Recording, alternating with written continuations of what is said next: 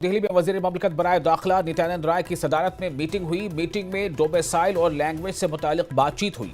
Leh apex body और Kargil democratic alliance के नुमाइंदों ने मीटिंग में शिरकत की।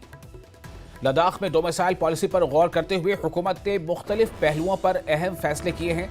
डोमिसाइल की मुद्दत 15 साल होगी और इसे सिर्फ नौकरियों के लिए महदूद किया जाएगा। 95% मुलाजमतें लद्दाखी शहरियों के लिए मुख्तस होंगी, जबकि सिर्फ 5% मुलाजमतों में डोमिसाइल को तस्लीम किया जाएगा। अगली मीटिंग में 6th शेड्यूल और लेजिस्लेचर यानी रियासती हैसियत पर बातचीत होगी। गजेटेड पोस्ट्स के लिए पब्लिक सर्विस कमीशन की तश्कील में लद्दाख की तरजीह को मद्देनजर रखा जाएगा। अगर ये मुमकिन न हो तो आर्जी तौर पर जम्मू कश्मीर की कमीशन से मुंसलिक किया जाएगा। सरकारी जुबानों की फहरिस्त में इजाफा करते हुए पोरखी, बल्ती और शिनाई जुबानों को भी सरकारी जुबान का दर्जा दिया जाएगा। वहीं लद्दाख ने गैजेटेड पोस्ट्स के लिए दिल्ली के साथ मुंसलिक होने से इनकार कर दिया है।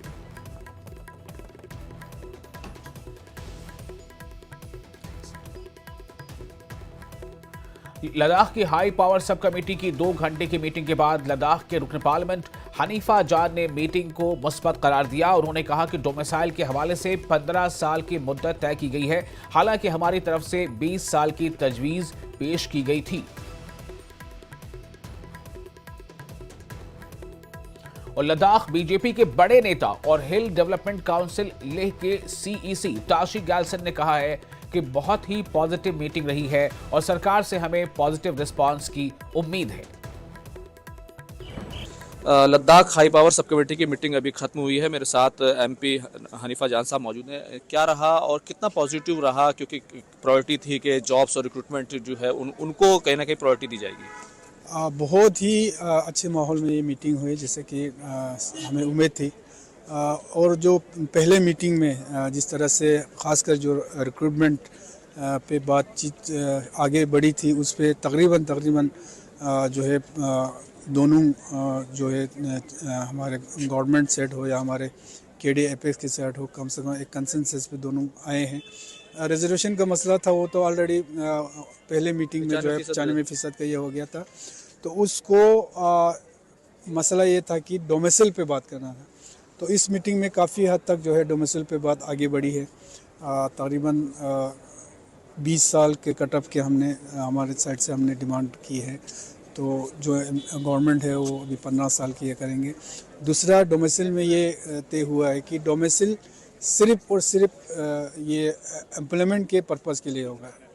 उसके अलावा किसी चीज़ पे भी वो डोमिसाइल ये नहीं होगा, चाहे ज़मीन लैंड के मसला हो, चाहे और किसी मसला हो, उन चीज़ों पे जो है वो डोमिसाइल ये नहीं होगा। यानी जो लोग 15 साल से रह रहे हैं लद्दाख में, उनको डोमिसाइल मिलेगा? उनको डोमिसाइल मिलेगा, लेकिन सिर्फ और सिर्फ ये एम्प्लॉयमेंट के उसमें, और सिर्फ वो लोग उस 5% में ये कर पाएगा, क्योंकि 95% तो रिजर्व हो जाएगा। तो जो 5% बचे हैं उसमें सिर्फ वो लोग ये अपना वो कर पाएगा, और सिर्फ नौकरियों के पर्पज़ के लिए। उसके अलावा लैंड बाकी चीज़ें किसी चीज़ पे वो डोमिसाइल नहीं चलेगा। दूसरा, पब्लिक सर्विस कमीशन को लेकर चीज़ें रह गई थी। बिल्कुल 6 शेड्यूल उस पे भी काफ़ी बातचीत चले, और उस पे हमने अपना प्रायोरिटी उनको दे दिया है। फर्स्ट प्रायोरिटी पे हमने दिया है कि लद्दाख का जो है अपना पीएससी बने, लद्दाख के लिए जो काडर ये बने। अगर वो नहीं बनती है तो फिलहाल जम्मू कश्मीर के साथ आके गजेटेड पोस्ट के लिए जिस तरीके से बात की गई थी, उसके लिए तो पहले मीटिंग में ऑलरेडी जो रिजर्वेशन का डिक्लेयर हुआ था। उसके बाद फिलहाल के लिए यूपीएससी जो है लद्दाख का जो है वो कंडक्ट करेगा, वो डिसाइड हो गया था। 6 शेड्यूल उस पर बहुत जल्दी 6 शेड्यूल और दूसरे जी कुछ कह रहे हैं, उस पर बहुत जल्दी उस पर नोटिफिकेशन निकलेंगे, और रिक्रूटमेंट प्रोसीजर खासकर जो गेजेटेड पोस्ट के लिए जो उनके लिए जो है यूपीएससी जल्दी रिक्रूटमेंट शुरू करेंगे।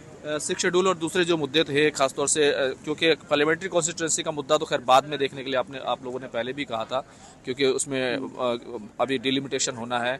तो अभी 6 शेड्यूल और दूसरे मुद्दों पर क्या कोई चर्चा बात? बिल्कुल हुआ। अभी स्टेटहुड और 6 शेड्यूल पे अभी बातचीत हमारे काफ़ी यहाँ पे हुआ, और हमने एक क्लियर अपना एक ये दिया है कि हम स्टेटहुड और 6 शेड्यूल के ऊपर हमारा कोई कंप्रोमाइज़ नहीं है।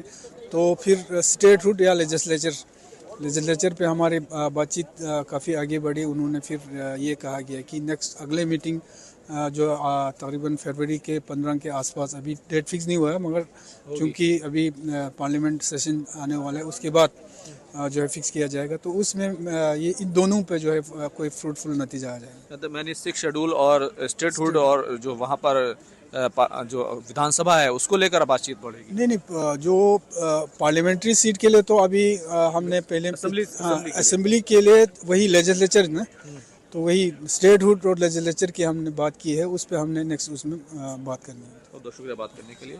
Khurram Shahzad, news 18 Delhi. Ladakh high power sub committee की मीटिंग हुई है, मेरे साथ एडवोकेट ताशिक अहसन साहब हैं। मीटिंग कैसी रही, क्या किन किन मुद्दों पर बातचीत हुई, क्या रहा? देखिए, मीटिंग बहुत अच्छा हुआ, बहुत ही पॉजिटिव एटमॉस्फेयर में ये सारा बातचीत का सिलसिला यहाँ पे अभी कंक्लूड हुआ है। तो पूरे सब कमेटी के मेंबर्स ने सभी ने अप्रिशिएट किया, सरकार का अप्रिशिएट किया, और पूरे सब कमेटी के जो चेयरपर्सन और जितने भी जो मेंबर्स थे उन सब का अप्रिशिएट किया, और मैं समझता हूँ बहुत ही एक पॉजिटिव आउटकम आज का निकला है। तो ऑफिशियली अभी ये कम्युनिकेट होगा, तो आप को जो है सरकार ऑफिशियली जो है इसके बारे में जो है रिक्रूटमेंट जॉब्स को लेकर एक प्रायोरिटी रखी गई थी कि उन सब के ऊपर रिजोल्यूशन हो गया, उनके सब के ऊपर रिजोल्यूशन हो गया और सबका सहमति रहा है उसके ऊपर। कुछ खास बताना चाहे कि कुछ जिस पर सहमति बन गई है, जिन चीज़ों को मान लिया गया है? सभी विषयों के ऊपर पॉजिटिव चर्चा हुआ, और एम्प्लॉयमेंट वाले के ऊपर जो है ऑलमोस्ट रिजोल्यूशन हो गया है। तो मैं कहता हूँ आज का जो डायलॉग था वो बहुत ही कंस्ट्रक्टिव, पॉजिटिव और एक वे फॉरवर्ड 95% रिजर्वेशन और डोमिसाइल का एक इशू था, तो क्या उसको हल कर लिया गया है? पब्लिक सर्विस कमीशन, उन सभी के ऊपर चर्चा हो गया, उनके ऊपर पॉजिटिव चर्चा हो गया, और सबका सहमति उन सब के ऊपर रहा है। एक लाइन में कुछ बताएं कि जो अब आगे चीज़ कैसे आगे बढ़ेंगे? मैं यही कहना चाहता हूँ, देखिए सरकार से विश्वास रखना चाहिए, और मैं धन्यवाद भी करना चाहता हूँ माननीय गृह मंत्री जी का और ऑनरेबल प्राइम मिनिस्टर का, कि हमेशा से जो है लद्दाख के ऊपर जो है उनका बहुत एक बड़ा सपोर्ट रहा है, और दिल से चाहते हैं लद्दाख तरक्की करे, लद्दाख के लोग आगे बढ़े। तो उसी का आउटकम था आज का जो डायलॉग था, वो भी बहुत ही पॉजिटिव नोट पे कंक्लूड हुआ है। बहुत बहुत शुक्रिया बात करने के लिए। खुर्रम शहजाद, न्यूज़ 18 दिल्ली। और इस वक्त खुर्रम खुद मौजूद हैं हमारे साथ इस खबर पर और ज़्यादा बातचीत के लिए। खुर्रम, कई दौर की मीटिंग हुई है, कई दौर की बातचीत हुई है, चुनाव से पहले भी, अब चुनाव के बाद के भी हालात हैं, मीटिंग्स हो रही हैं, क्या क्या फॉर्मेटेबल रहा? किन किन चीज़ों को ठोस बुनियाद पर यह कहा जा सकता है कि इस मीटिंग का हासिल ये रहा है? विशाल, देखिए, बड़ा हासिल तो ये है कि सबसे पहली बात ये है कि जो डोमिसाइल का इशू था उसमें जो कट ऑफ का मामला है, कि जिस तरीके से लद्दाख के लोगों के लिए पिछली मीटिंग में जो 3 दिसंबर को हुई थी उसमें 95% रिजर्वेशन की बात हुई थी, लेकिन लद्दाखी कौन है और डोमिसाइल का क्या होगा, और जो 5% जो बचा है उसमें आखिर किन लोगों को जॉब्स मिलेंगी, तो उसको लेकर एक बातचीत से सीधे तौर पर ये निकल कर आ गया है कि 15 साल तक की जो कट ऑफ है, यानी 15 साल तक जो लोग लद्दाख में पिछले 15 साल से रह रहे हैं वो 5% के करीब जॉब्स में जा सकेंगे। लेकिन ये जो डोमिसाइल होगा ये सिर्फ जॉब्स में ही काम करेगा, आप प्रॉपर्टी या किसी दूसरे यूज में आप इसको नहीं ला सकते। एक बड़ा आउटपुट निकलकर सामने आया है, यानी कि कहना चाहिए कि जॉब्स का जो इशू था, रोजगार का जो इशू था, रिक्रूटमेंट का जो इशू था, उस पर एक कदम जो है वो चीज़ें आगे बढ़ गई हैं। इसी तरीके से पब्लिक सर्विस कमीशन को लेकर एक बातचीत हुई है और एक तरह की थोड़ी सहमति भी बनी है। एक तो ये कहा गया कि जो गजेटेड पोस्ट होंगी, यानी एक कैटेगरी की जो पोस्ट होंगी, उनमें दैनिक्स को नहीं लिया जाए। इसका विरोध जो है आज मीटिंग में जो लद्दाख के लीडर्स हैं उन्होंने खुलकर किया कि दैनिक्स को हम कबूल नहीं करेंगे, बल्कि आप पब्लिक सर्विस कमीशन में जाइए। तो सरकार की तरफ से ये कहा गया है कि वो इसको एग्जामिन करेगी। लेकिन इन सबसे भी आगे बढ़कर, क्योंकि देखिए कि सीधे तौर पर अगर पिछली मरतबा भी जब बातचीत फेल हुई थी उस वक्त भी जॉब्स को लेकर एक जो है सहमति आपस में बनी थी, लेकिन दूसरे तमाम मुद्दों को लेकर वो सहमति नहीं बनी थी, जिसके बाद बातचीत फेल हुई थी। तो वो सहमति अभी तक आगे बढ़ती चली आ रही है। लेकिन आज की मीटिंग का जो सबसे बड़ा आउटपुट आप समझ लीजिए कि जिस तरीके से सरकार की तरफ से ये कहा गया और बात जिस तरीके से लद्दाख के लीडर्स की तरफ से ये रखी गई कि जो लेजिस्लेटर है, यानी कि असेंबली, यानी राज्य का दर्जा हासिल करने यानी असेंबली हासिल करना, वहां पर लेजिस्लेचर को हासिल करना जी। वो एक काफी इंपॉर्टेंट चीज हो गई है। उसको ये कहा गया कि हम उस पर पीछे नहीं हटेंगे। उस पर सरकार को समझाया गया कि लद्दाख का क्या इतिहास रहा है, क्या तारीख रही है, कैसे लद्दाख के लोग जो है वो मुल्क के साथ खड़े हैं, कभी वहां पर वायलेंस नहीं हुआ। ये तमाम बातें जो है वो सरकार के सामने रखी गई और ये कहा गया कि हमें लेजिस्लेचर दिया जाए, 6 शेड्यूल दिया जाए। तो आगे जो फरवरी में मीटिंग होगी, यानी पार्लियामेंट सेशन के बाद ये मीटिंग शेड्यूल होगी और उस मीटिंग में 6 शेड्यूल पर बात होगी, लेजिस्लेचर पे बात होगी। हाँ। तो अगली मीटिंग का एजेंडा भी एक तरीके से तय हो गया है। और जो विवाद जिस पर था, जिस पर सबकी निगाहें थी कि क्या लद्दाख को जो जम्मू कश्मीर के साथ रहते हुए जो प्रोटेक्शन जमीन का, नौकरियों का और अपने कल्चर का जो हासिल था, क्या वो अब प्रोटेक्शन हासिल रहेगा, उसकी क्या सूरत होगी, क्या वो 6 शेड्यूल में जाएगा और फिर एक तरीके से बात जिस तरीके से आई थी कि उसको 371 के जरिए से एड्रेस कर लिया जाएगा। तो ये अगली मीटिंग में ये जरूर इन पर जो है बातचीत होगी। लेजिस्लेचर की बात हो रही है। हालांकि जब जम्मू कश्मीर का विभाजन हुआ था उस वक्त लद्दाख को विदाउट यूटी, माफ कीजिएगा, लद्दाख को विदाउट लेजिस्लेचर जो है यूटी बनाया गया था और जम्मू कश्मीर को लेजिस्लेटर के साथ यूटी बनाया गया था। तो ऐसी कोई बात नहीं थी, लेकिन अब बातचीत से जो मसले हल हुए हैं। तो ये दोनों अहम पहलू हैं। इसी के साथ साथ जो हालांकि केडीए और लेह अपेक्स बॉडी के का जो एजेंडा नहीं था, लेकिन वहां पर जो लैंग्वेजेस को लेकर जो ऑफिशियल लैंग्वेज बनाई गई है उसका दायरा जो है वो बढ़ाया जाएगा। और खासतौर से पुरखी लैंग्वेज जो है वो और सिनाई लैंग्वेज और इसी के साथ साथ कई दूसरी लैंग्वेजेस हैं, उनको ऑफिशियल लैंग्वेज का दर्जा दिया जाएगा। और ये माना गया है कि वहाँ पर जो पुरखी लैंग्वेज है वो सबसे ज़्यादा पॉपुलर है। तो लैंग्वेज का दायरा भी वहाँ पर बढ़ने जा रहा है। ये कई चीज़ें हुई हैं, लेकिन सबसे बड़ा आउटपुट यही है कि अगली मीटिंग जो है वो उस मुद्दे पर होने जा रही है जिसमें लगातार जो है सियासी तकरार होती रही है।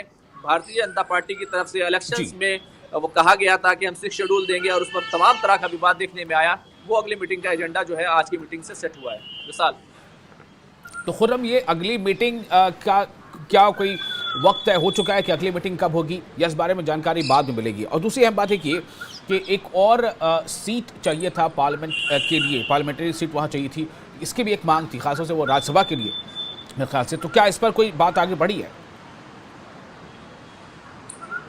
विशाल, देखिए, अगली मीटिंग जो शेड्यूल हुई है वो फरवरी में हुई है। उसकी डेट जो है वो पार्लियामेंट का जो सेशन होने वाला है, जो बजट सेशन होगा, बजट सेशन जैसे ही खत्म होगा उसके बाद उसकी डेट जो है वो एक तरीके से तय कर दी जाएगी। अभी पार्लियामेंट के बजट सेशन का शेड्यूल नहीं आया है। आमतौर से ये 30-31 जनवरी से लेकर 20-22 फरवरी तक आमतौर से रहता है। 15-18 फरवरी तक इस तरीके से बजट सेशन चलता है, लंबा सेशन चलता है। तो उसके बाद ये मीटिंग होगी।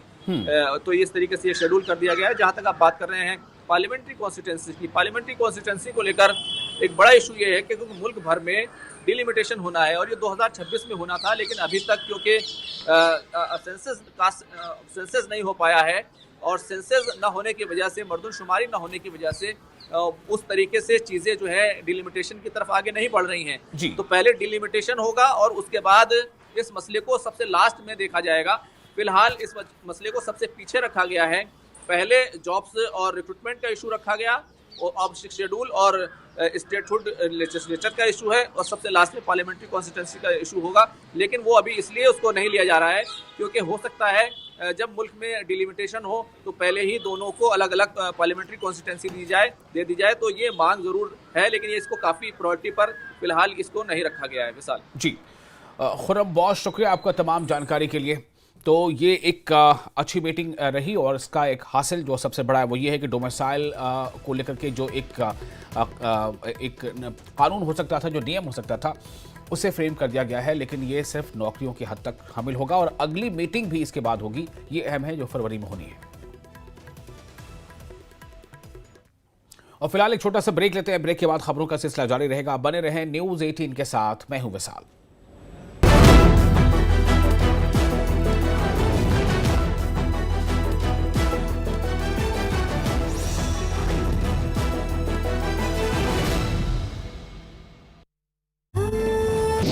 समंदर में भारत की बड़ी ताकत। प्रधानमंत्री मोदी ने नौसेना को 2 युद्धपोत और 1 पनडुब्बी की समर्पित।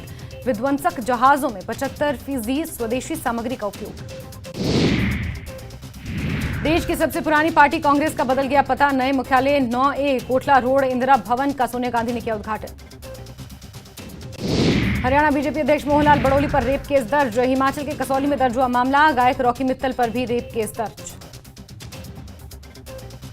नेता प्रतिपक्ष के आरोपों के बाद सरकार ने किया ठेकेदारों को 550 करोड़ का भुगतान। मंत्री विक्रमादित्य सिंह ने कहा, जयराम ठाकुर ने अपनी सरकार में क्यों नहीं किए सही काम। महाकुंभ में तीसरे दिन त्रिवेणी संगम पर श्रद्धालुओं का स्नान जारी। 13 जनवरी पौष पूर्णिमा से शुरू हुआ है 45 दिनों का कुंभ स्नान।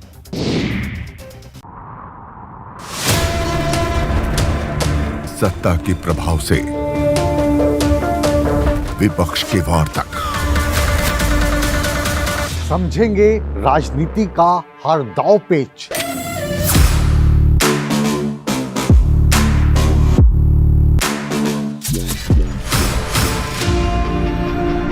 सवालों के रास्ते होगा मुद्दों का हर घेरा पार।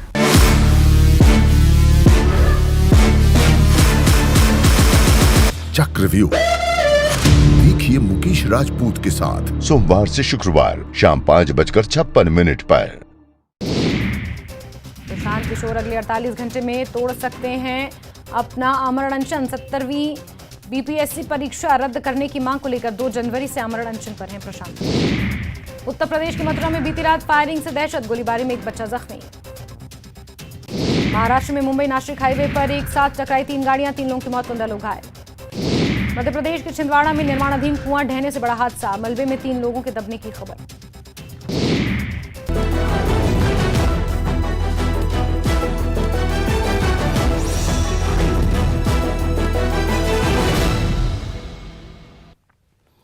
ब्रेक के बाद में फिर आपका इस्तकबाल है। मैं हूं विशाल और आप देख रहे हैं कश्मीर न्यूज। जम्मू कश्मीर में इंसदाद बदउनवानी ब्यूरो ने श्रीनगर स्मार्ट सिटी प्रोजेक्ट में बदउनवानी की तहकीकात शुरू कर दी है। श्रीनगर में देवरी पत्थर, पाथ टाइल्स और दीगर सामान के गबन के मामले में इब्तदाई तहकीकात दर्ज की गई हैं। इसके अलावा डल झील के किनारे सड़क पर साइकिल ट्रैक और फुटपाथ की तामीर में नाकिस मटेरियल इस्तेमाल करने का भी इल्जाम है।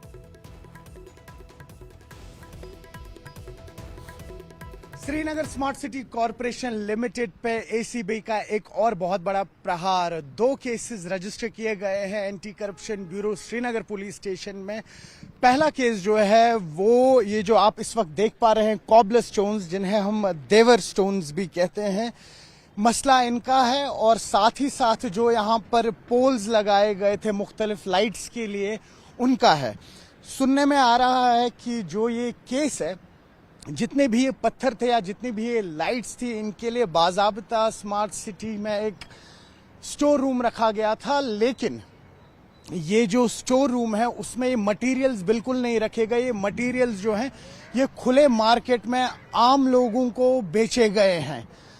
और दूसरा केस है जो यहाँ पर नए फुटपाथ्स और साइकिलिंग ट्रैक्स बनाए गए हैं, उनमें सब स्टैंडर्ड मटेरियल यूज हुआ है। अब सबसे बड़ी बात यह है कि 1000 करोड़ रुपए का ये प्रोजेक्ट था। आपने देखा कि पिछले हफ्ते ही जो चीफ फाइनेंस ऑफिसर है स्मार्ट सिटी के, उनको एसीबी ने पकड़ा। उनकी जितनी भी प्रॉपर्टीज थी सेंट्रल शाल्टिंग में, उनको कॉन्फिस्केट किया। अब किस तरीके से ये जो 2 नए केसेस आए हैं जिनमें धांधलियां हुई है, कौन कौन से नाम बाहर आएंगे इसमें, कौन कौन से नाम है जो जुड़े हुए हैं इसमें, और आगे की एसीबी की प्रक्रिया क्या रहेगी, वो भी आने वाले कुछ दिनों में ही पता लग पाएगा। न्यूज़ 18 के लिए आफाक शाह के साथ श्रीनगर से मैं सरोज कफील। और नेशनल कॉन्फ्रेंस के हजरत बल हल्के के एमएलए सलमान सागर ने स्मार्ट सिटी लिमिटेड कॉरपोरेशन घोटाले के बारे में अपनी तशवीश का इजहार किया। इन्होंने सूरत हाल को मायूसकुन करार दिया और इस बात पर जोर दिया कि यह अफराद को मोरद इल्जाम ठहराने के बारे में नहीं है, बल्कि इस बारे में है कि किस तरह लोगों के जज्बात का इस्तेसाल किया गया। सागर ने सियासतदानों पर जोर दिया कि वो अपने नजरियाती इख्तलाफात को एक तरफ रखें और इन नज़रबंदों की मदद के लिए इकट्ठे हों जिनके बारे में इनका ख्याल है कि इन्हें गलत तरीके से कैद किया गया है। न्यूज़ 18 के साथ अभी जुड़े हुए हैं हजरत बल के एमएलए और जम्मू कश्मीर नेशनल कॉन्फ्रेंस के सीनियर लीडर सलमान सागर। मजीद बात करते हैं इनसे। सलमान साहब, 2 सवाल रहेंगे मेरे। पहला सवाल ये है कि इस वक्त स्मार्ट सिटी जो है उसमें धांधलियां जो है एक एक करके बाहर आ रही है। पिछले हफ्ते भी जो उनके चीफ फाइनेंस ऑफिसर थे उन पे भी फाइनेंशियल इरेगुलरिटीज के कारण उनकी जो प्रॉपर्टी है वो कॉन्फिस्केट की गई है। जब आप लोग हुकूमत में नहीं थे तब भी आप लोग वोकल थे इस चीज को लेके, कैसे देख रहे हैं इस डेवलपमेंट को? Unfortunate, first thing which would come to my mind is it's very unfortunate. Although we were the first one to raise the issue, I was the person who arranged press conference, तो जिसने इस बारे में बड़ी detail में बोला कि जो भी हो रहा है सही नहीं हो रहा है. रीज़न बीइंग जैसे बनाया गया ये खुद एक शैडी और शैबी लग रहा था, डील लग रही थी. आप जो काम 5 साल में होना है, जो काम 4 साल में होना है, आप चाहते हो 6 महीने में हो जाए. तो क्वालिटी तो मे बी क्वांटिटी आपने लोगों को दिखाई हो, क्वालिटी आप नहीं दिखा पाए. और उसकी वजह यह है कि आज लोगों की प्रॉपर्टीज सील हो रही है, वो उनकी सर्विसेज खत्म टर्मिनेट हो रही हैं और वो जेल जा रहे हैं. हमारा कंसर्न तब भी ये था जब आपने ये सब बनाया, आप स्टेक होल्डर से बात कर लीजिए. आप चाहे उस वक्त ट्रेडर फेडरेशंस थी, FCI के था, चैम्बर था, एसोसिएशंस थी, सिविल सोसाइटी थी, पॉलिटिकल लीडरशिप थी, irrespective of the parties political leadership थी, चाहे वो कांग्रेस की थी, PDP की थी, नेशनल कॉन्फ्रेंस की थी, BJP की थी, या जितने हमारे यहाँ CPI के भी कुछ लोग हैं, या जम्मू में ऐसे ही. तो ये उनको पूछ के करने की वो लोग शहर को जानते हैं, ना कि एक फॉरेन का कंसल्टेंट जिसको आपने पैसे दे के लाया है और उसने तबाही करके चला गया वो कंसल्टेंट. बड़ा फ्रॉड, बड़ी परेशानी इसमें ये वो कंसल्टेंट्स कौन थे जिन्होंने बनाया है, जिन्होंने जो ड्राफ्ट प्लान्स किए हैं, वो लोग कौन थे, उन्होंने किससे पूछ के किया है और कहाँ अप्रूवल आया. ये एक बहुत बड़ा एक मसला है पूरे शहर के लिए. जिस शहर को बहुत सी सरकारों ने रोड वाइडनिंग से निकाला था, बहुत सी सरकारों ने डेवलपमेंट की थी और ये पास पे चल रहा था, वहाँ आपने स्मार्ट सिटी से रोड छोटे कर दिए, लोगों के मर्जी के खिलाफ कर दिए. जहाँ लोगों के दरवाजे ऊपर आ गए हैं और नीचे आ गए हैं, रोड्स ऊपर आ गए हैं, दुकानें नीचे आई हैं, रोड्स ऊपर आ गए हैं. आज की डेट में वो काबुली पत्थर उठ रहा है, दीवारों से पेंट उठ रहा है, तो कहीं क्रैक्स पड़े हुए हैं. ये सब क्या है? करोड़ों अरबों रुपए जो खर्चा किया गया है. तो ये हमने तभी कहा था कि ये पूछ-पाछ के होना चाहिए था, इसमें एक सिस्टम होना चाहिए था. जो काम 1 साल में होना चाहिए 1 साल में ही होना चाहिए. आपने 1 साल के काम को 3 महीने में जब करने की कोशिश करते हैं तो यही होता है जो आज स्मार्ट सिटी हो रहा है.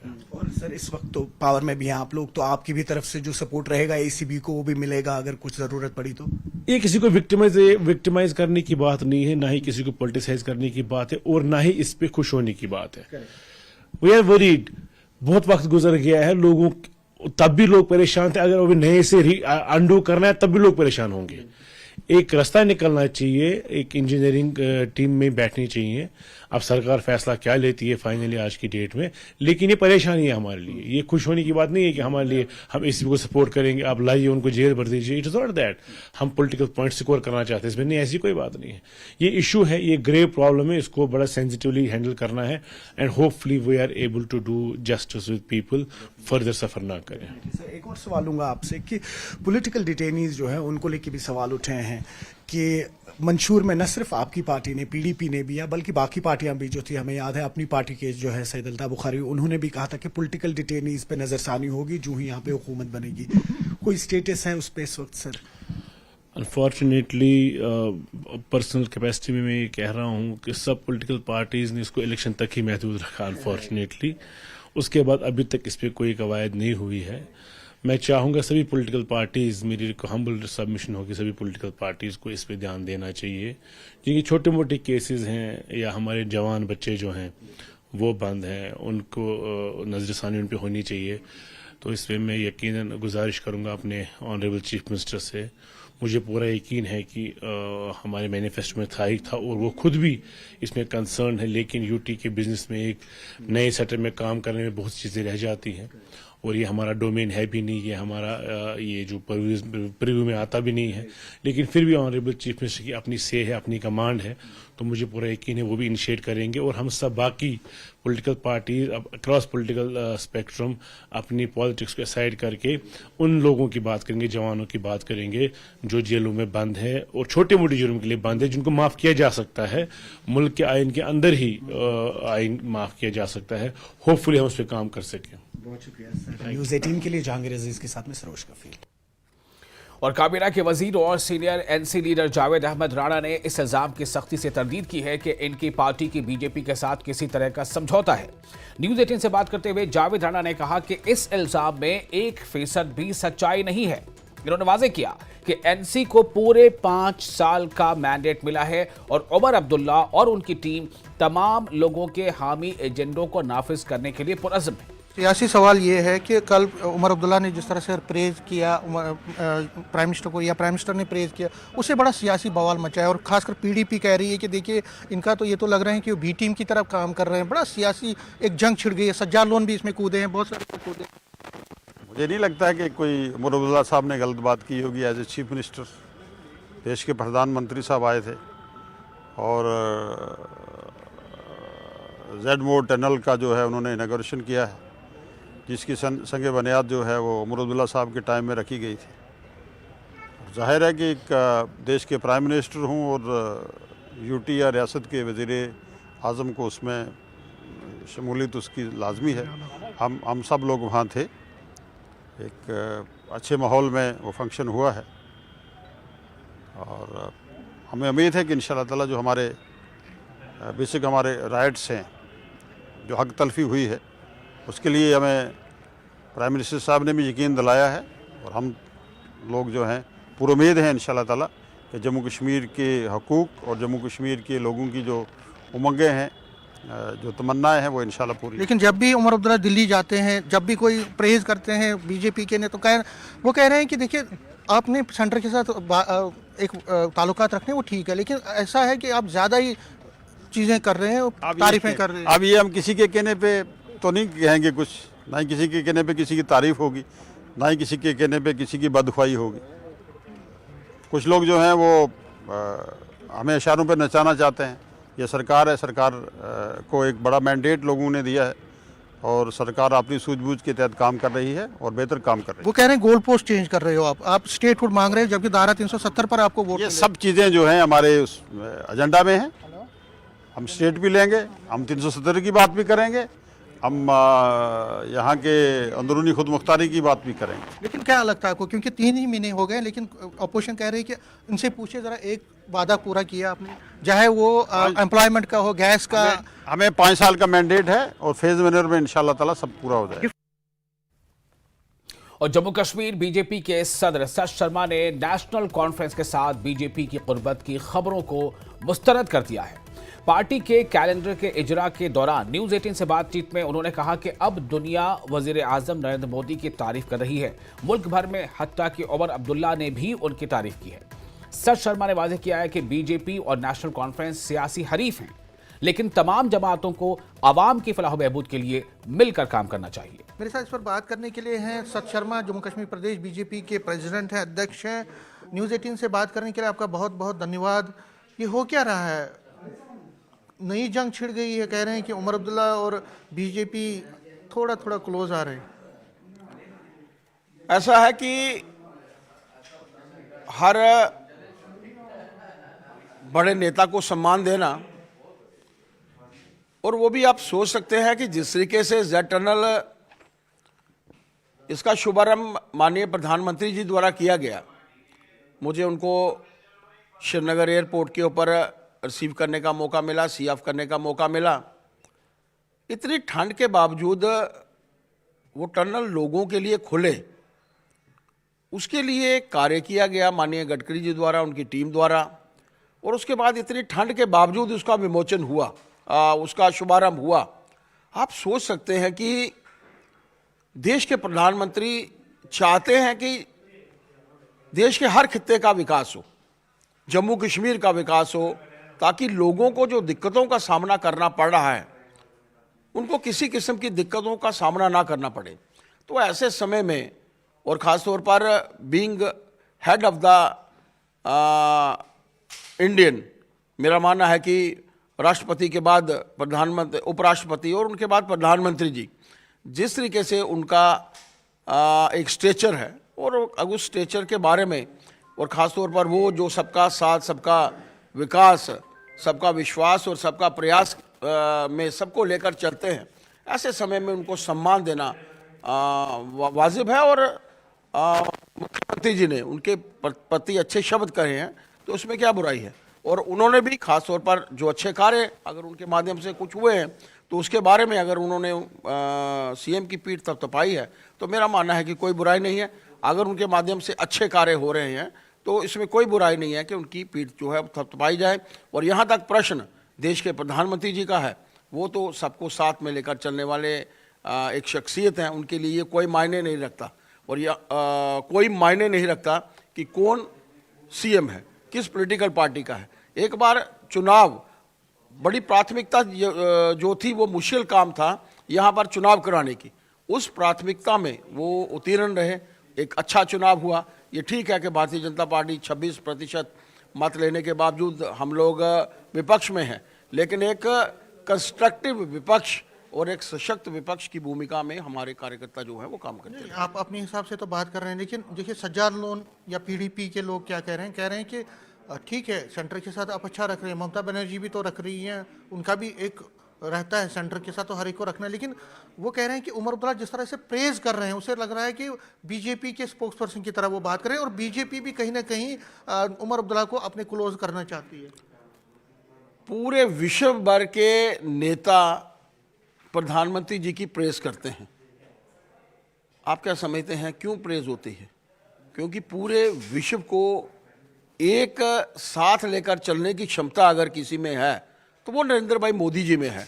तो ऐसे समय में आप कैसे एक्सपेक्ट कर सकते हैं कि एक स्टेट का और यूटी के हमारे मुख्यमंत्री वो देश के प्रधानमंत्री जी की तारीफ नहीं करेंगे? हर आदमी पूरे देश में 2-4 अगर आप लोग देख लेंगे, कोई ऐसे कुछ मैं नाम नहीं लेना चाहूँगा ऐसी पॉलिटिकल पार्टियों के नेता जो उनके प्रति सम्मान नहीं रखते, अदरवाइज पूरे भारतवर्ष में पूरे विश्व में उनका सम्मान है। तो ऐसे समय में अगर मुख्यमंत्री ने उनके बारे में अच्छे शब्द कहे हैं तो मेरा मानना है कि कोई बुराई नहीं है और अच्छे शब्द उनको कहने भी चाहिए। और फिलहाल एक छोटा सा ब्रेक लेते हैं। ब्रेक के बाद खबरों का सिलसिला जारी रहेगा। बने रहे न्यूज़ 18 के साथ। मैं हूं विशाल।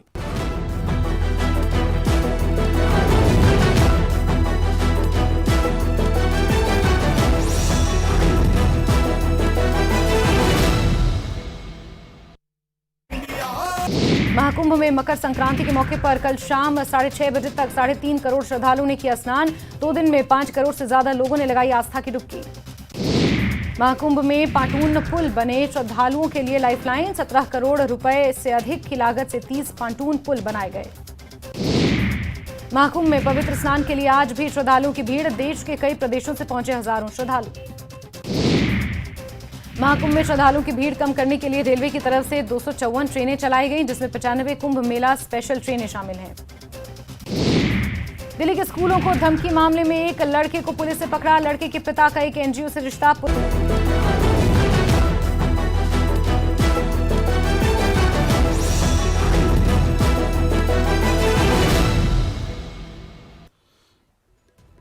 ब्रेक के बाद एक बार फिर आपका इस्तकबाल है। जम्मू कश्मीर के राजौरी जिले के बदहाल गांव में नामालूम बीमारी की वजह से 14 अफराद अपनी जान से हाथ धो बैठे हैं, जिनमें ज्यादातर बच्चे हैं। इस बीमारी से गांव में खौफ और हिरास फैल गया है और लोग इसकी वजह जानने के लिए परेशान हैं। महकमे सेहत ने मामले का नोटिस लिया है और माहिरीन की एक टीम को गांव भेजा गया है।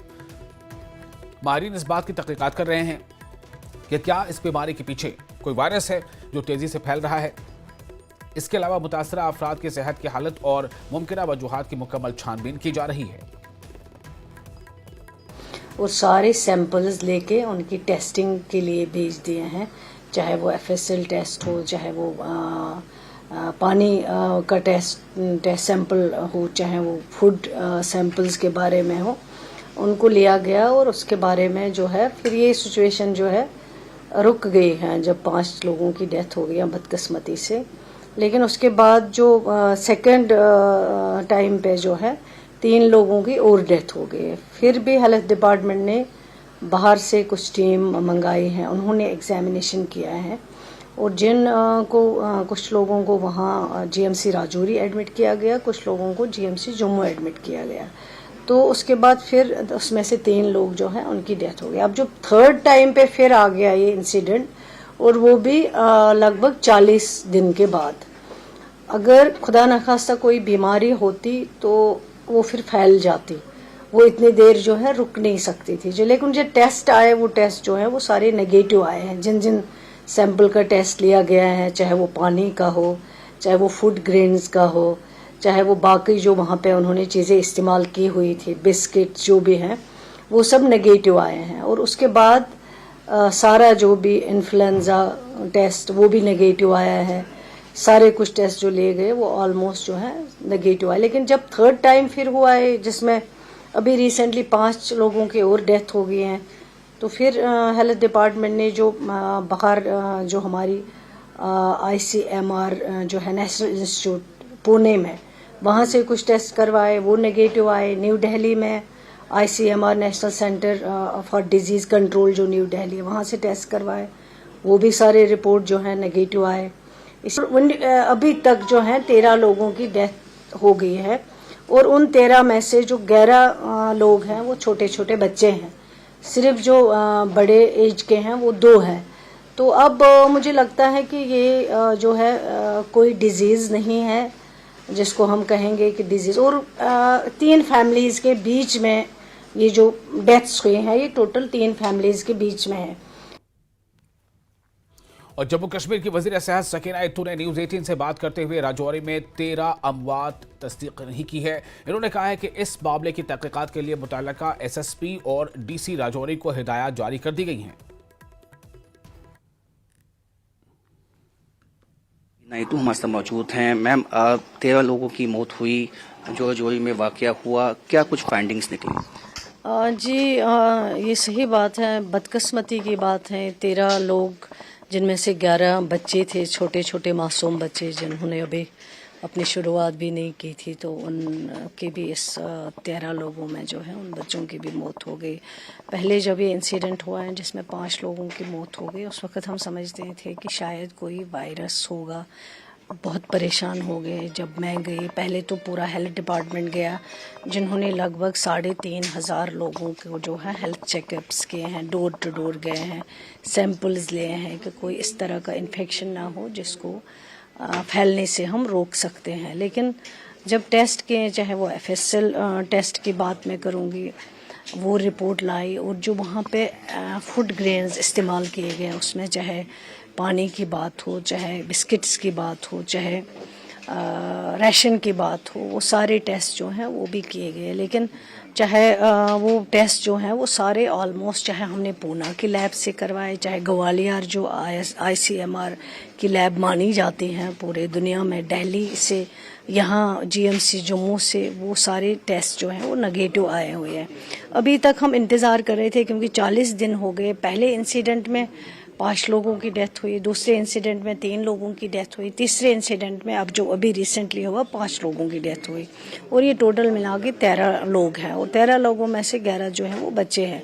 लेकिन जो टेस्ट, जो हेल्थ डिपार्टमेंट की टीमें वहाँ पे गई हैं, दिन रात उन्होंने काम किया है, डोर टू डोर गए हैं, हमने एम्बुलेंसेस रखे हैं काफ़ी ज़्यादा जो वहाँ पे ज़रूरत थी, सारे डॉक्टर्स जो HODs हैं, चाहे वो बच्चों के डॉक्टर हो, चाहे वो डायरेक्टर हेल्थ सर्विसेज हो, चाहे और HODs हैं जिनको रहने की वहाँ ज़रूरत थी, आशा वर्कर्स को हमने लगाया, आंगनवाड़ी वर्कर्स को लगाया, हेल्थ चेकअप्स हमने डोर टू डोर किए ताकि खुदा न खास्ता कोई इन्फेक्शन ना हो जो बाद में फैल सके। लेकिन जब ये रिपोर्ट्स आई, ये रिपोर्ट सारी जो है नेगेटिव आई है। टीमें दिल्ली से भी आई, हेल्थ टीमें, उन्होंने भी वहाँ से सैंपल्स लिए, उन्होंने भी अपनी तरफ से जो है चेकअप किए वहाँ पे। लेकिन लास्ट पे अभी रिसेंटली जो ये तीसरा इंसिडेंट हुआ है जिसमें 40 लोगों ने खाना खाया है, उसमें 5 लोग और जो हैं बेचारे अफेक्टेड हुए और उनकी डेथ हुए हैं, उसमें से भी ज़्यादा बच्चे थे। लेकिन अब जब सारे रिपोर्ट्स जमा करके, चाहे वो FSL रिपोर्ट हो या बाकी रिपोर्ट्स टेस्ट हो, जब हमने सारे रिपोर्ट्स नेगेटिव पाए हैं, अब हमें लगता है कि ये मैटर ऑफ इन्वेस्टिगेशन का इशू है। अब इन्वेस्टिगेशन होना चाहिए, इन्वेस्टिगेशन अब पुलिस करेगी और जो वहाँ पे डिस्ट्रिक्ट एडमिनिस्ट्रेशन है वो इसमें रोल अदा कर सकते हैं। 3 घर हैं, एक घर के बीच में 1.5 किलोमीटर का रास्ता है, लेकिन तीनों घर जो हैं आपस में रिलेशन है इन तीनों घरों की। तो अब वो इन्वेस्टिगेशन होगा, इन्वेस्टिगेशन में जो भी रिपोर्ट आएगी, जो भी इसमें होगा, क्या वजह है, क्या रीजन है, तो जाने ज़्यादा ज़ाया ना हो इसके लिए अब इन्वेस्टिगेशन होगा, पुलिस इन्वेस्टिगेशन होगा, क्योंकि हर एंगल से इसको जांचा जाएगा कि आखिर में जो सही वजह क्या है। जो कोई 13 लोगों की अब तक मृत्यु हो चुकी है। कैमरामैन चांद के साथ राजन, न्यूज़ 18 जम्मू। और जम्मू सांबा कठुआ रेंज के डीआईजी शिवम कुमार शर्मा ने आज जम्मू में न्यूज 18 से बात करते हुए कहा कि मुश्तबा अफराद की मौजूदगी के बारे में मुख्तलिफ इत्तलात मिलने के बाद एलओसी पर वसी पैमाने पर सर्च ऑपरेशन जारी है। डीआईजी जम्मू कठुआ रेंज हमारे साथ मौजूद हैं। शिव जी, 26 जनवरी अभी आने वाला है, किस तरह की सिक्योरिटी अरेंजमेंट्स इन प्लेस किए गए हैं? देखिए, सभी हमारे जवान जो हैं वो नाका चेकिंग हमारी चल रही है। हमारी क्यूआरटीज जो हैं वो जहाँ भी सेंसिटिव एरियाज हैं वहाँ घूम रही हैं। हमारे कार्डन और सर्च ऑपरेशन जो हैं जहाँ जहाँ भी वल्नरेबल एरिया हैं, जैसे बिलावर है, मछेडी है, मल्हार है, बॉर्डर एरियाज हैं, जैसे अखनूर की अभी आपने बात की, तो हर जगह हमारी जो जे पुलिस की टीम, हमारी एसओजी की टीम जो है वो लगातार अपने जो सर्च ऑपरेशन जो है वो कंटिन्यू कर रही है, ताकि जो जम्मू कश्मीर की जो हमारी जम्मू क्षेत्र की जो पब्लिक है उसकी सेफ्टी सिक्योरिटी जो है इंश्योर की जा सके। सर, कुछ दिन पहले ही अखनूर के इलाके में कुछ संदिग्ध देखे गए, जिसके बाद जो है एक व्यापक संयुक्त अभियान चलाया गया। क्या कुछ उसमें इनपुट निकल के आए? देखिए, अभी कोई ऐसा ऑथेंटिक नहीं है, लेकिन फिर भी हमारी किसी किस्म का भी अगर कोई इन्फॉर्मेशन है, हमारी पुलिस जो है उसको बड़ा सीरियसली लेती है। कहीं छोटी सी भी अगर इन्फॉर्मेशन है तो हमारा उस पर सर्च ऑपरेशन पिछले 2-3 दिन से चल रहे हैं। तो सभी आर्मी, बीएसएफ, सीआरपीएफ सभी के साथ हमारा कोऑर्डिनेशन अच्छा है, और कहीं भी अगर किस्म की अगर वारदात मिलेगी तो उसके साथ निपटा जाएगा, उसको न्यूट्रलाइज किया जाएगा। सर, बॉर्डर इस वक्त जो है, क्योंकि पाकिस्तान की मंशा हो सकती है कि 26 जनवरी से पहले यहाँ गड़बड़ी की जाए, कोई ड्रोन की मूवमेंट इस वक्त बॉर्डर पे कोई नोटिस की गई है, या बॉर्डर को किस तरह से जो वहाँ से रास्ते आते हैं, जाने वाले रास्ते हैं, किस तरह से उनको सील किया जाएगा 26 जनवरी से पहले? देखिए, जैसा आप कह रहे हैं ऐसा अभी वैसा नहीं है, कोई भी इस किस्म की जो आप कह रहे हैं इन्फॉर्मेशन हमारे पास नहीं है। हमारी जितने भी बॉर्डर सिक्योरिटी फोर्सेस हैं, हमारे जो बॉर्डर पुलिस पोस्टें हैं, वो मुस्तैदी से तैनात हैं और हर किस्म की एक्टिविटी को चेक किया जा रहा है। कोई तस्वीर रात को अगर आप देखें, वहाँ कोई अगर गाड़ी भी मूव करती है उसको चेक किया जाता है, और जॉइंट हमारे नाके लग रहे हैं, जॉइंट चेकिंग हो रही है, जॉइंट पेट्रोलिंग हो रही है, और इंडियन आर्मी भी हमारा साथ दे रही है, चाहे वो हाई रिचेज में है, चाहे कार्डन सर्च ऑपरेशन में। तो आर्मी, पुलिस, सीआरपीएफ, बीएसएफ सभी मिलकर इसमें काम कर रहे हैं। बहुत बहुत शुक्रिया। तो संयुक्त जो है एक तलाशी अभियान इस वक्त विभिन्न सीमावर्ती इलाकों में चलाया गया है, ये कहना है डीआईजी जम्मू सांबा कठुआ रेंज का। कैमरामैन चांद के साथ राजन वैद, न्यूज 18 जम्मू। और army chief general Upendra Dwivedi ने पुणे में एक बड़ा बयान दिया है। उन्होंने कहा कि हिंदुस्तान की शुमाली सरहदों पर सूरत हाल मुस्तहकम है, लेकिन हसासियत बरकरार है। सूरत हाल को संभालते हुए मगरबी सरहदों पर सीज फायर जारी है, वहीं दरअंदाजी की कोशिशें मुसलसल हो रही हैं। हम उसी लगन और संकल्प से देश की सेवा में समर्पित रहेंगे। उत्तरी सीमाओं पर हालात स्थिर हैं, लेकिन साथ ही संवेदनशील भी हैं। हमारी सेना किसी भी स्थिति से निपटने के लिए पूरी तरह से तैयार और सक्षम है। उत्तरी सीमाओं पर आधुनिक उपकरणों और क्रिटिकल इंफ्रास्ट्रक्चर को विकसित करने की दिशा में खास ध्यान दिया गया है। पश्चिमी सीमाओं के लाइन ऑफ कंट्रोल पर सीज फायर बना हुआ है, लेकिन घुसपैठ के प्रयास जारी हैं। जम्मू कश्मीर के भीतरी इलाकों में सुरक्षा बलों के लगातार कड़े प्रयासों के परिणाम स्वरूप हिंसा में काफी कमी आई है। गए साल पार्लियामेंट, असेंबली इलेक्शंस और अमरनाथ यात्रा का शांतिपूर्वक संपन्न होना सुरक्षा स्थिति में सुधार को दर्शाता है। भारत के इंटरनल सिक्योरिटी सिचुएशन को प्रबल बनाने के लिए भारत के विभिन्न प्रांतों में भी भारतीय सेना के प्रयासों से स्थिति पर काबू पाने में सफलता मिल रही है। संवेदनशील व कठिन माहौल में हमारे जवानों ने संयम और परिपक्वता से कार्य करके अहम भूमिका निभाई है, और इस दिशा में हमारे प्रयास जारी रहेंगे। आज हमारा देश एक नए युग की कगार पर खड़ा है और एक विकसित भारत के लक्ष्य की ओर सुचारू रूप से प्रगति कर रहा है। और इसके साथ ही यहाँ एक छोटा सा ब्रेक लेते हैं। ब्रेक के बाद खबरों का सिलसिला जारी रहेगा। आप बने रहे न्यूज 18 के साथ। मैं हूं विशाल।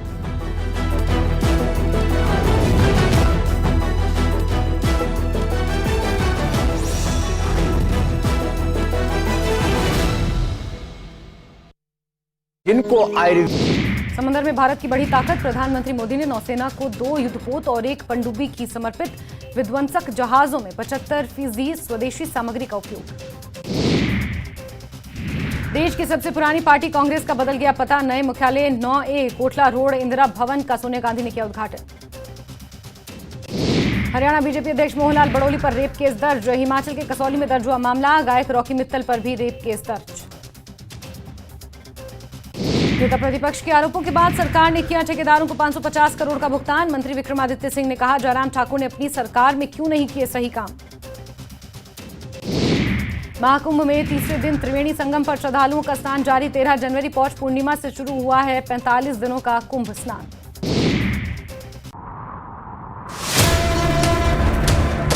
सत्ता के प्रभाव से विपक्ष के वार तक समझेंगे राजनीति का हर दांव पेच।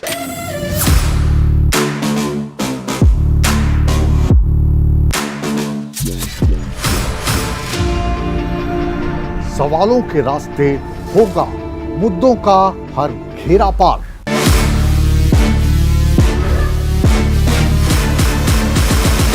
चक्रव्यूह देखिए मुकेश राजपूत के साथ सोमवार से शुक्रवार शाम 5:56 पर। प्रशांत किशोर अगले 48 घंटे में तोड़ सकते हैं अपना आमरण अनशन। 70वीं बीपीएससी परीक्षा रद्द करने की मांग को लेकर 2 जनवरी से आमरण अनशन पर हैं प्रशांत। उत्तर प्रदेश के मथुरा में बीती रात फायरिंग से दहशत, गोलीबारी में एक बच्चा जख्मी। महाराष्ट्र में मुंबई नासिक हाईवे पर एक साथ टकराई 3 गाड़ियां, 3 लोगों की मौत, 15 लोग घायल। मध्य प्रदेश के छिंदवाड़ा में निर्माणाधीन कुआं ढहने से बड़ा हादसा, मलबे में 3 लोगों के दबने की खबर।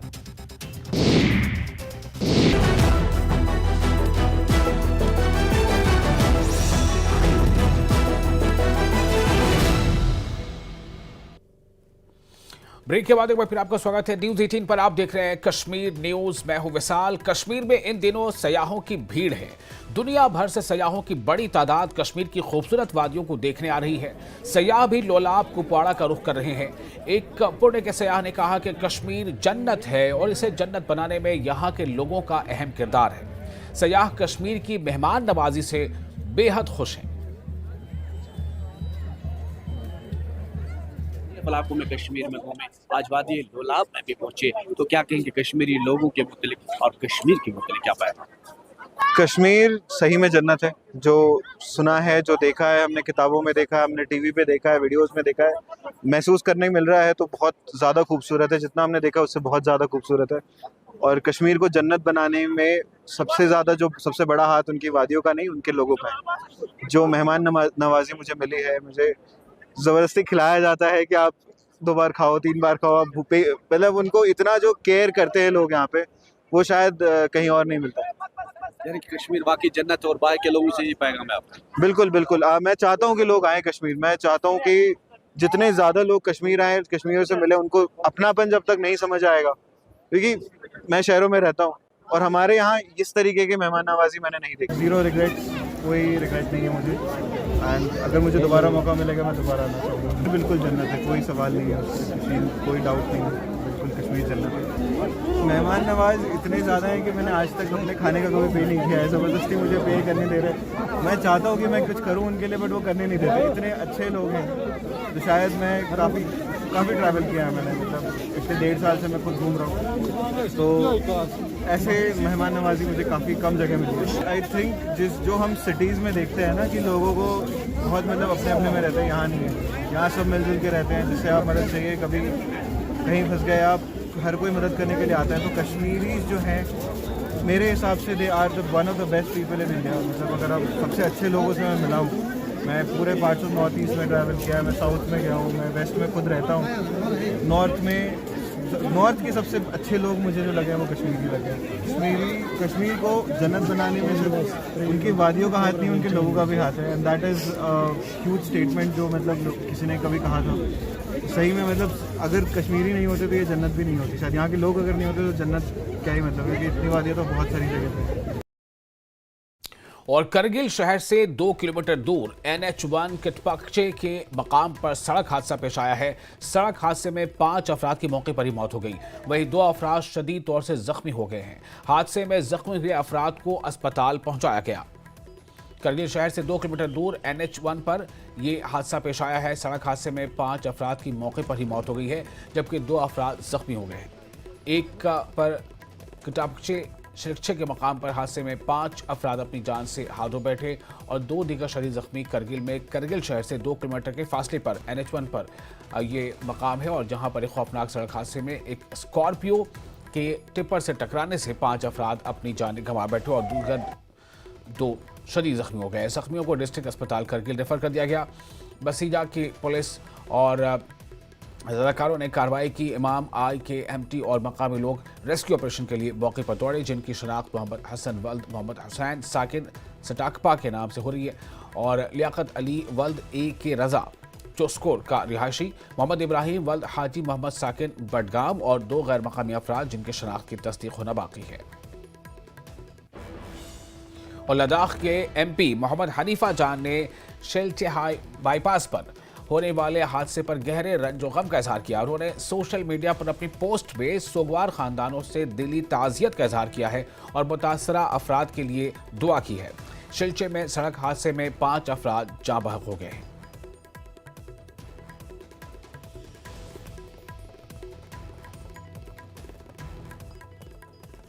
मोदी हुकूमत की क़यादत में बहरिया को मुकम्मल तौर पर मकामी बनाने की मुहिम तेजी से आगे बढ़ रही है।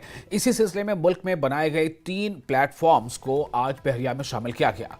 PM मोदी ने आज बहरिया में तीनों प्लेटफॉर्म्स का इफ्तिताह किया। मुंबई में डॉकयार्ड महाबलिस को हिंदुस्तानी बहरिया के हवाले कर दिया गया था। दुश्मन ममालिक हिंदुस्तान की बढ़ती हुई बहरी ताकत से खौफजदा है। शायद ये पहला वाक़या है। इस बार ऐसा हो रहा है कि बहरिया में एक ही वक्त में 3 बड़े जंगी जहाज शामिल किए गए हैं। यह समंदर में दुश्मन के हर इरादे को नाकाम बनाने की जंगी मशीन है।